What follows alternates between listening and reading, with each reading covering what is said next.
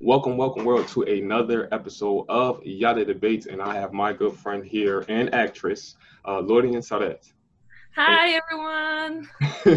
see, I already love your energy already. You're so so warm and inviting. And Oh, thank we actually met like through Fiverr. Like I remember this is around the time where like I was really pushing to get booked for shows, and I needed like an electronic press kit, and I was just like I need to find something, and just happened to like stumble across your Fiverr page, and from there it's just like we followed each other on Instagram. Like I didn't even know you weren't an actress to begin with, so yeah, I remember that. yeah. And I think that was really cool because um, I used to go on the Instagrams for my clients Hmm. and just to make sure I was getting the vibe, no, on the design. And I read out yours, so I was like, oh yeah, I will follow him. And I think that just developed into a friendship. Exactly, yeah. So it's been what, like I think 3 or 4 years now. Like Yeah, I think it was 2017, I guess, yeah, because something like that was the year I left the advertising agency. Yeah. we'll get more into that. So, but for me personally, because I don't even think we ever had this conversation. Just tell me like a little bit about like your background, like where you come from and you know schooling and all of that. Yeah. So, Well, I grew up in a small city called Cuernavaca that is 40 minutes away from Mexico City. But it's like a little town, and I always love to say that it's I think the second or the third town with most swimming pools in the world. uh-huh. So it was really cool because you would go to your friend's house and have like a pool party, and it was like really, it was like a cool way of growing up. It was not like a city, Yeah. uh, childhood. And actually, I went to a primary school that was really artistic. My mom wanted us to have like a non-traditional schooling system. Hmm. So in my primary school, I would have like art classes and theater classes, and we would work with clay and really hippie stuff. So I think that influenced me a lot. Yeah.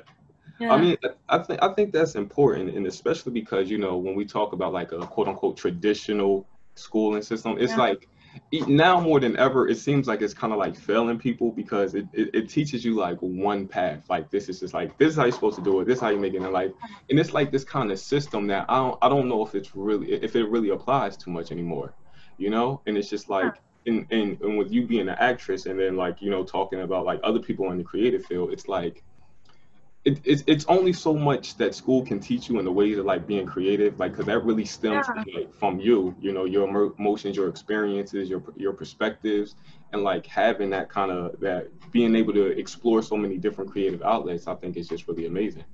Yeah, because traditional school system teaches you for the very beginning that things are like this, and you cannot go out from this like way Hmm. because you are an outcast or a weirdo, no? Yeah. So I think it's very important, as you say, it doesn't apply to the world we're living anymore. We have to Especially be now. more open. Yeah, and with people that are artistic, sometimes this system doesn't work for them, Hmm. so they grow up thinking that they are not that smart. Or, oh my God, I'm an ADD kid, and it's not, well, maybe you're not in the correct school, no? Oh, that's funny. So well, let me ask you this: when did you know that you first wanted to get into acting? Well, I think I always say that since I was a kid, but I think that when I was a kid, I only knew I wanted to perform. Mm. The first time I said something that I want to be a circus girl because I love the circus girl with the malabares thing. How do you call this in English? I don't know. Juggling. Yeah, the juggling, and the cuerda floja, like walking with the stick. Hmm. I was like, oh my God, I would love to do that. And then I would start singing, with Britney Spears, and then I think in when I was in third grade or something in this primary school I was telling you about, we Hmm. had to do like an improvisation exercise, and I just loved it. I Mm. just it. And actually, we would have like half of the year, it would be like art and painting, and half of the other half would be theater and performing. And I would wait for the theater part. And then I think that was the moment I said I want to be an actress. Mm. Yeah, but I think you think as a kid you say these things, and then you start growing up and you kind of forget them. Yeah. Yeah. And I mean that I can say that from personal experience because like even just growing up, I felt like I wanted to be so many different things, you know. Like I remember at one point I wanted to be like a dog dentist, another point I wanted to be a farmer, I Yeah, wanted yeah. to work in construction. So it's just like I don't know, it's just like so many different things appealed to me when I was younger. And then like when I got into high school, um, because I was like, so I was, well, let me explain this. Like I was really into Legos as a kid, so I always Oh thought wow. like engineering was just like kind of like the equivalent to like adult Legos. Yeah, yeah, yeah. Um, but when I got there and I had done applied engineering all through high school, but once I touched down to the college campus, I was just like, get me out of here. No, I don't think this is for me actually. You know what it is? Because I'm just not a math and science person. Like, and I think Yeah. like going in there, I was just like, I don't want to come in here and then just try to feel like I'm struggling to get through this. So I was just like, let me I switch my major. daily struggle. Yeah. Yeah. So I think, and this was a while ago, but correct me if I'm wrong. I think I saw like you posted up a picture. Like, did you do like a foreign exchange program like some time ago? Yeah, actually, this foreign exchange program was the thing that got me back into acting, Mm, because I just forgot about it. No, you get these sayings that this is too hard, the media is not good, and you have to be somebody's friend, and you forget about it. I forget about it through, well, not entirely because I used to have classes, mm-hmm, but I was not thinking about becoming a professional actress. mm, And then I took a sabbatic year because I didn't know what else to study. And my parents told me like try to study like a bachelor's degree, and I mm. thought it was a really good idea, and now I think it was a great decision. But the thing is, I didn't know what else could I do if it was not artistic. Mm. And I ended up studying graphic design. And in my last year, I went to South Korea, and I was in one of the top schools of the country, and there were K-pop students there that were Mm. famous. I didn't know anything about K-pop at that time. Then I was just sitting there in the arts building that was like, oh my God, I can't believe I'm here. Because my university in Mexico is not a famous university. It's not a renowned university. So I felt really lucky. Mm. And I remember saying, I have all this technology and I have all these teachers, and I'm learning a lot about graphic design, and I just don't care. I feel passionate about it. I used to have a 5-hour class about user interface design, and no one would speak English. Only the presentation would be in English, and I would be like, Mm. but I was looking at the theater students, and even though I didn't understand, I saw that their dynamic and how they were doing exercises, acting exercises, and I was like, I can believe I have all these great classes that are gonna do so well for me in the advertising industry, but I would rather be there with these freakos Yeah. playing at or just going in they were doing like some corporal expression things, and I was like, oh my God, I just need to do that. Even though it's weird, I just need to do that. And so I decided that I would come back to Mexico and try to become an actress. Mm. And hearing that like it's so important because like I think like you're saying like a lot of people do end up getting discouraged because I guess Yeah, sometimes people feel like other people are going to judge them for what they want to do, or they feel like it might not pay well enough, or I don't know exactly, it's by case, but I really think it is important that people really pursue the things that they want to do because yeah, it's like, what's the point of like doing something for like so much money or X amount of dollars, right? But you hate what you do, you know? Yeah, And it's totally. like I see people who have like, and you know, this is no discredit to them, but like a lifelong time like at a grocery store, and they just like have this miserable attitude, and they just don't, they're just not happy, you know? Yeah, they hate dealing with people, but they have to do it every day, all day. So yeah, yeah, yeah. So it You is. know, I think that when you don't choose something that you love, and you choose on the basis of how much you're gonna earn, or this future that they taught you before you could even say, I don't want this. Hmm. uh, at the end, people end up either miserable, or they try to find themselves at 40 or 50s, because I think there's something in your being that you cannot shut down. I don't know. For me, it is like that. I know that if I wouldn't have changed my path, I would be miserable. Yeah. Like you said. And I mean, seriously, like, and again, coming from my own personal experience, like working in a warehouse for, you know, a couple years, and it's just like, I'm like, is this it? Like, is Yeah, this all? yeah, Is this the end of the road? You know, like, yeah. What else? What else? Yeah, yeah. but but I mean, like, but even in the midst of that, like, you know, I've always, you know, even while working, I've still always exercised my creative outlets, whether it was like through music or doing like a podcast or going shows, just always immersing myself in something creative. So it's just like, Yeah. you know, I added more value to my own life and my own happiness, you know, like Yeah. just creating that outlet. And I So think that when you are a creative and an artist, it's like a muscle. You cannot live like that. If you don't exercise this muscle, it's gonna disappear. I don't know how to say it in English, but it's a muscle that you have to train. And when you are creative, you become more and more and more creative. And if you stop doing this, hmm. um, you start to become miserable.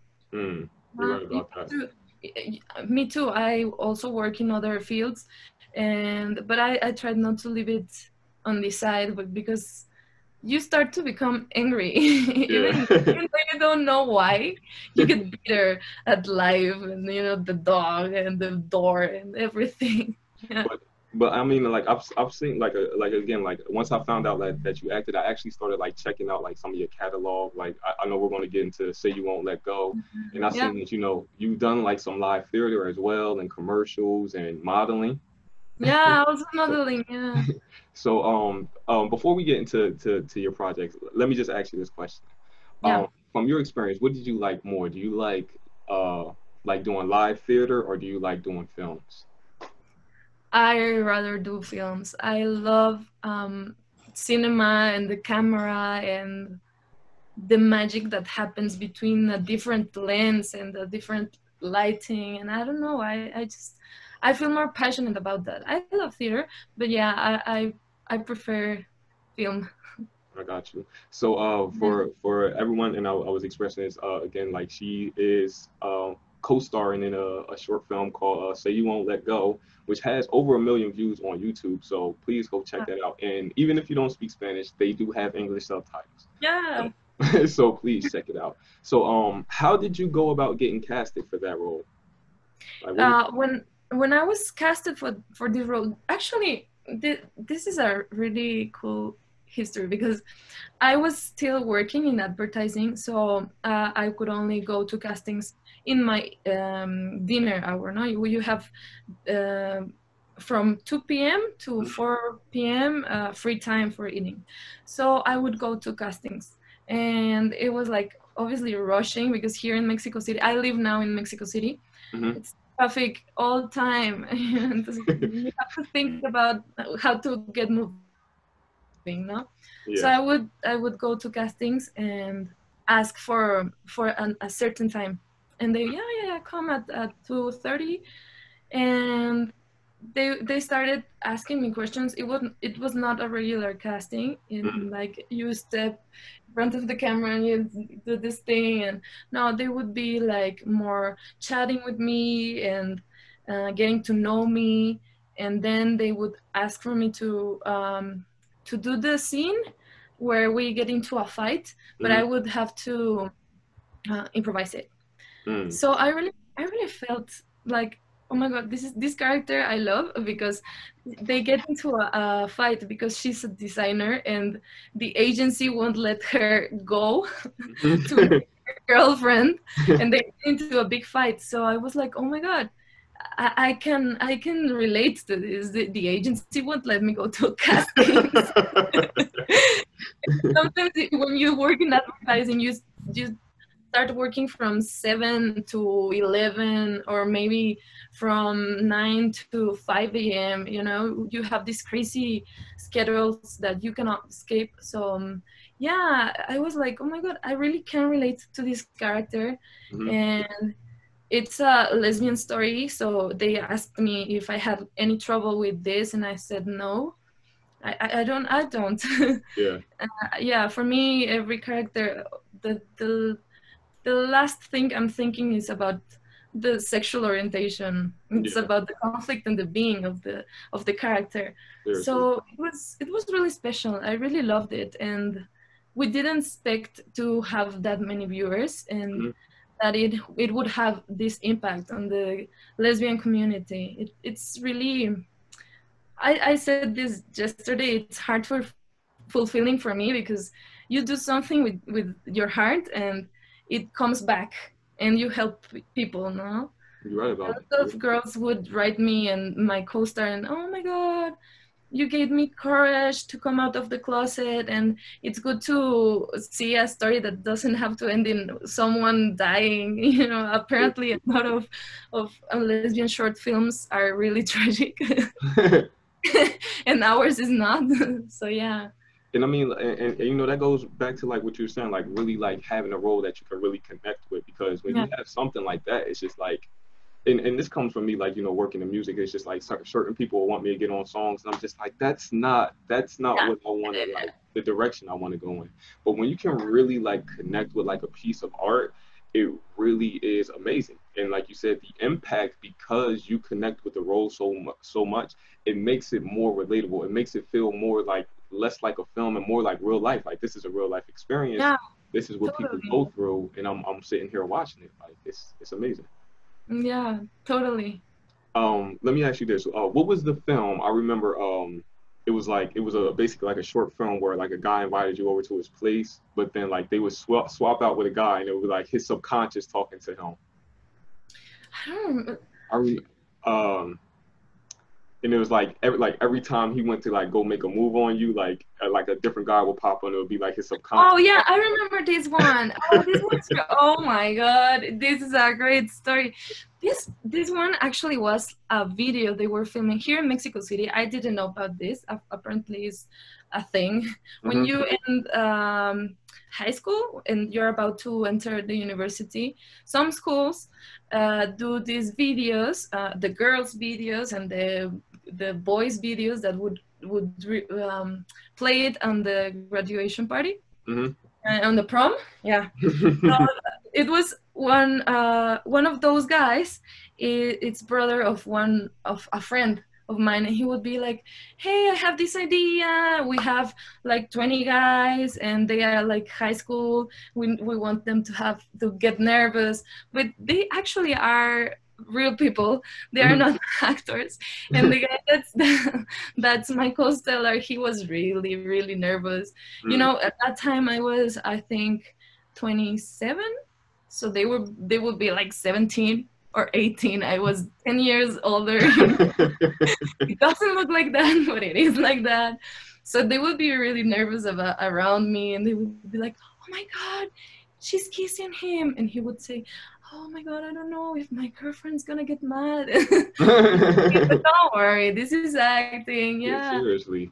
But it was really fun because, you know, it lets you see that when people are not worried about acting, they are just doing it and having fun.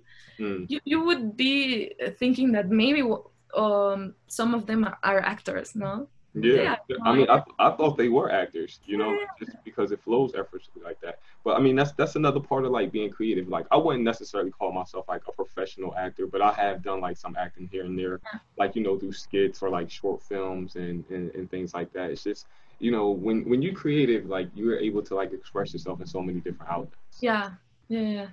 And asking that, do you still paint and use clay from like back when you were in high school, or no, you Well, left it alone?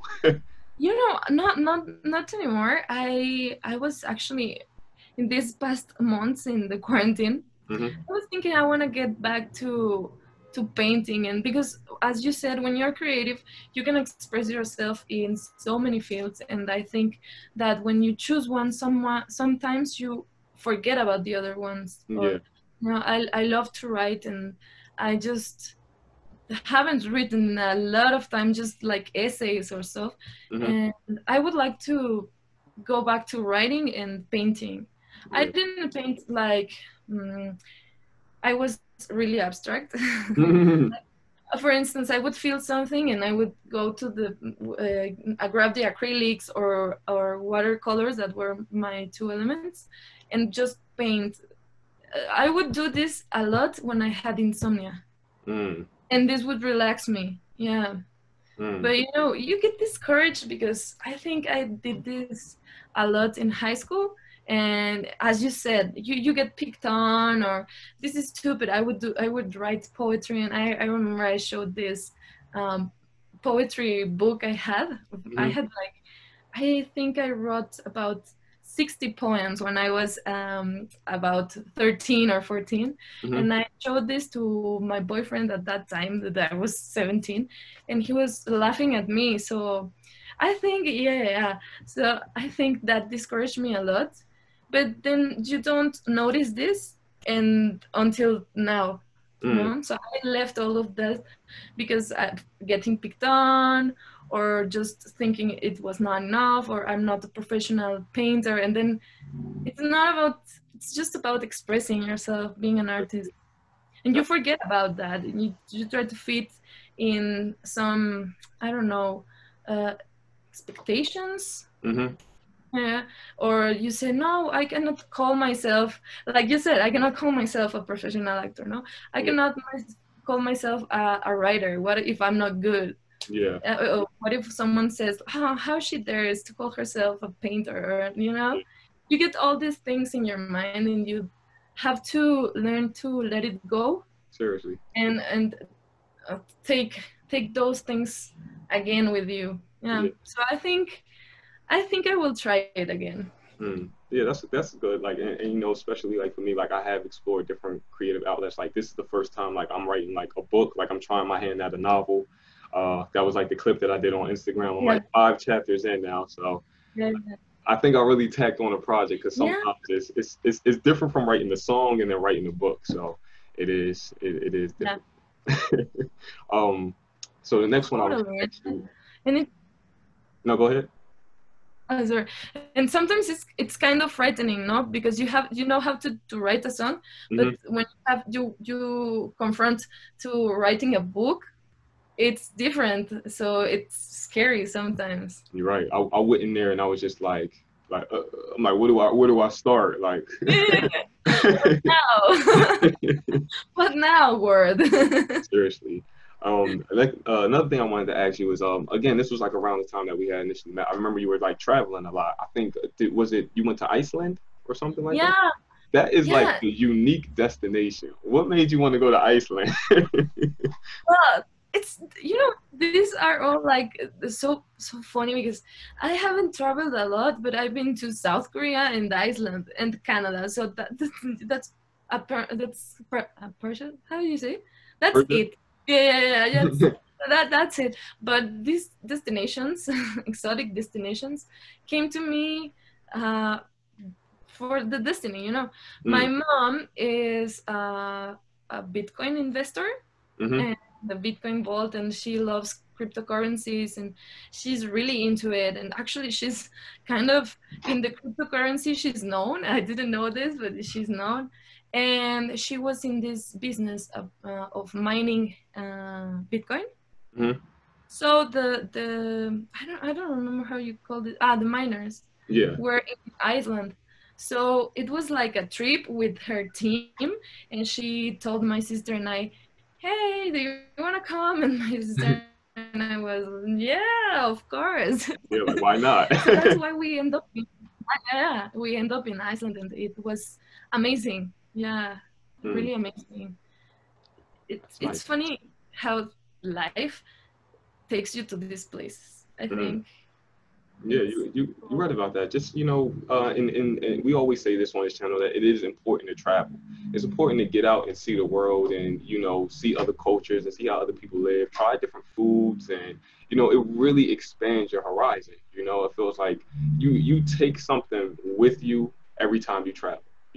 Even if it's not Yeah, like a souvenir or something, it's just like an experience and it fills you and it's just like it makes you want to like explore out even more. Like, oh, this place is nice. Let me go here. Let me go there. Let me go there. yeah, and I think you can relate this what we were saying earlier about education trying to be different. Hmm. Uh, when you travel, you realize that in that place the things are not in your place, Hmm. and that it's not wrong. For instance, when I was in Korea, well, I said I come from a little town, Cuernavaca. It's heat, and you go out in shorts and you go out in tank tops, and it's normal, no? In Korea, you cannot do this. Mm. Tank tops are too much. You have to cover your upper body, but there's no trouble if you show your legs.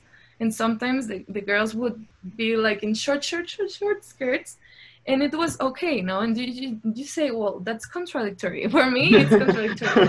But no, you, Yeah. you have like a turtleneck here, but you are showing your booty. It's okay, but it's weird. For me, it's, I don't know. Why can't I wear a tank top? No, Yeah, it's just seriously. my shoulders. But you learn that are different perspectives, and you have to adapt Hmm. and understand and have empathy. Mm. And I think in Iceland, the thing was that people are a little bit cold, and I'm a Latina, so it's like, and they're like, wow.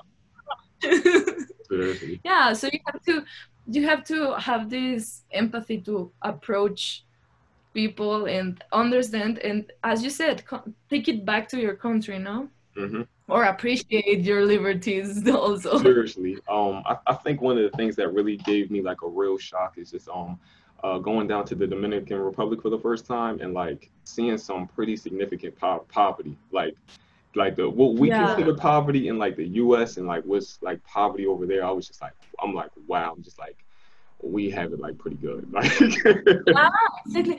Yeah, you learn to appreciate, no? seriously. So Yeah. and I mean, just like having that experience, it gives you like I said, a broader horizon. It gives you more to talk about. Like you have some people that stay like in the same place for their entire life and they never go outside of that box, and Yeah, they yeah. don't know how to deal with different people. Because they're so isolated to this is all they know, this is all they seen, this is all they experienced. So. Yeah, very limited. And yeah, that's, I think it all goes back to we cannot continue to be this human race that thinks that things are squared, Mm, or that systems work perfectly, because they don't, no? You have to learn about other countries, other people. That you cannot go in life thinking that there's one truth. I you're don't right know. about That's something that travels teaches you. that. Yeah. You're right about that. So, Lori, and let me just ask you this: do you have anything coming up as far as more films, any more model shoots, any Oh, castings that we're looking forward to? oh, right now, last week they called me for I in January I did a little character in a series called Falsa Identidad. Hmm. It's here in Mexico. It's kind of a novela. Yeah. Okay. They called me again, and I was really excited because I've been doing self tapes all quarantine. But they tell you, yeah, you're gonna do the self tape, but first they were telling the project is in June, July, and now they're telling you the project is in September, October. So it's, So Yeah, so I think this is the thing that's coming. I'm going to release my new reel probably next week, okay. and I also want to do some new photos, but I don't know yet. I have projects with a brand, swimming suit brand. I have to do those photos, Okay. and yeah, they told me it's Sweden, Mm-hmm. Sweden brand, and they have like this body positivity. Uh, how do you say it? Vision. Yeah, sorry, I talk too much. No, you're fine. You're fine. And I loved it. And so they sent me this swimming suit, and I'm gonna do some photos for them. Yeah, I have a little things, but I think I have to ground myself because I haven't said this a lot, but I'm going to a master's degree. Mm-hmm. I think I told you. I remember it. Yeah, I Yeah. told you. Yeah. Yeah, You told me in message. yeah.